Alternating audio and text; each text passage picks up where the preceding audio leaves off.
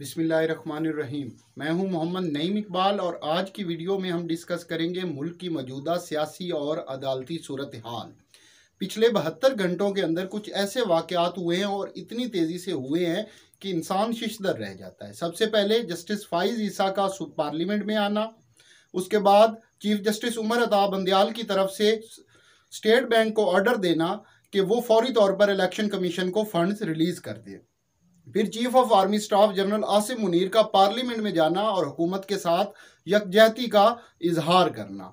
तो अब चीज़ें वाजे होती जा रही हैं। सफ बंदी जो है, गिरोह बंदी जो है वो मुकम्मल हो चुकी है। एक तरफ जस्टिस उमर अता बंदयाल हैं, इमरान खान है और उनके साथ अवामी कुव्वत है, जबकि दूसरी तरफ हुकूमत है, जस्टिस काजी फ़ाइज़ ईसा हैं और उनके साथ इस्टेब्लिशमेंट का साथ है। दोनों तरफ से लड़ाई अब फाइनल फेज के अंदर दाखिल हो चुकी है। पहला हमला कौन करेगा? और ये पहला हमला जो है मोस्ट प्रोबेबली हुकूमत की तरफ से अब किया जाना है। और आज शाम से लेकर मंगल की सुबह तक अगले 72 घंटों के अंदर किसी भी वक्त हुकूमत अपना वार जो है वो सुप्रीम कोर्ट के ऊपर कर देगी।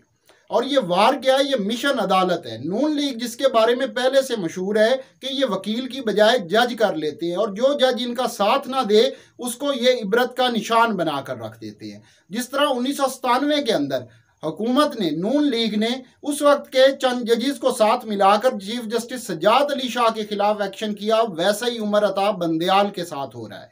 और ना सिर्फ उस तरह वक्त इन्होंने सुप्रीम कोर्ट के ऊपर हमला किया था, लेकिन इस वक्त ये अब लीगल तरीके से आगे बढ़ने लगे हैं।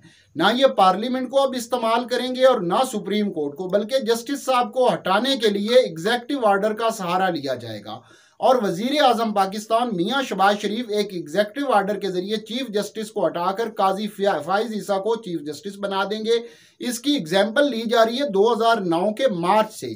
तब यूसुफ रजा गिलानी ने एक एग्जेक्टिव ऑर्डर के जरिए उस वक्त के चीफ जस्टिस अब्दुल हमीद डोगर को हटाकर इफ्तिखार मोहम्मद चौधरी को चीफ जस्टिस बना लिया था।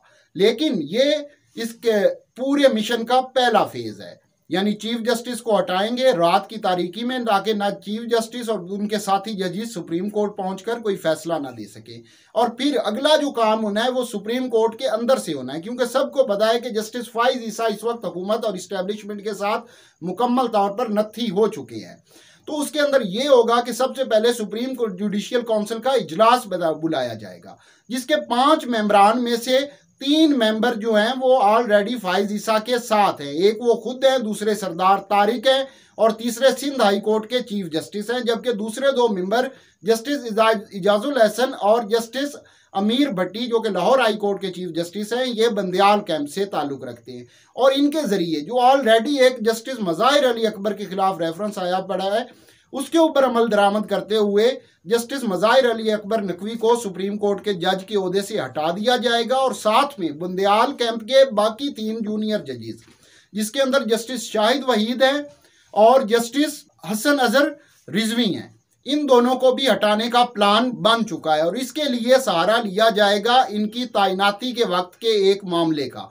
उस वक्त ये हुआ था कि जब सुप्रीम जुडिशियल कमीशन के अंदर इन दोनों साहिबान के नाम आए थे तो 9 मेंबरान में से 6 मेंबरान ने इनकी मुखालफत की थी, जिस पर यह मामला जो है ये चीफ जस्टिस उमर अता बंदयाल ने डेफर कर दिया था।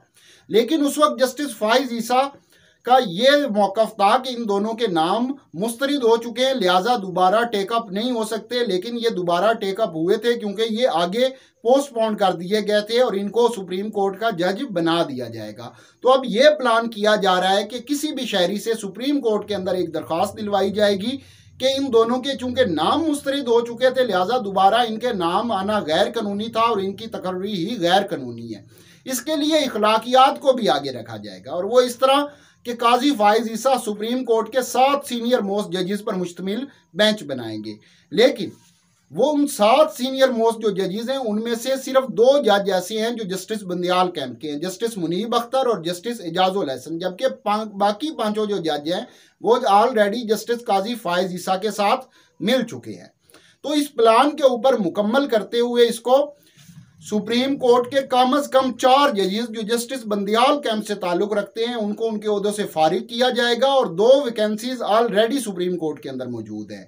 तो इस तरह ये टोटल 6 वैकेंसीज हो जाएंगी और इन 6 वैकेंसीज को काजी फाइज ईसा हुकूमती जो अराकीन है जुडिशियल कमीशन के अटारनी जनरल, वजीर कानून और पाकिस्तान बार काउंसिल का जो नुमाइंदा है उनके साथ मिलकर 6 ऐसे जजेस लाएंगे जो उनके हम ख्याल होंगे और मुस्लिम लीग नवाज के हिमायती होंगे। यूं सुप्रीम कोर्ट के अंदर पहले जो बंदयाल कैंप को 8-7 से बरतरी हासिल है उसको ख़त्म करके उसे 13-4 का कर दिया जाएगा और सुप्रीम कोर्ट के ऊपर अगले 10 साल के लिए मुस्लिम लीग नवाज का तसल्लुत कायम हो जाएगा। लेकिन इस प्लान के अंदर जो सबसे बड़ी खामी है वो है वजीर आज़म पाकिस्तान शहबाज शरीफ, क्योंकि वो जितने कमज़ोर दिल के हैं और जितने डरपोक हैं ये सारी दुनिया जानती है और इतना अहम इकदाम वो ले सकेंगे इसके बारे में कन्फर्म कुछ नहीं कहा जा सकता। ताहम अगले 72 घंटे इंतहाई अहम है, या इस मुल्क की आवाम का फैसला चलेगा या ऐसे लोगों का जो इस मुल्क के ऊपर कब्जागीर है। इंतज़ार कीजिए और जागते रहिए। चैनल को लाइक कीजिए, सब्सक्राइब कीजिए और कमेंट कीजिए।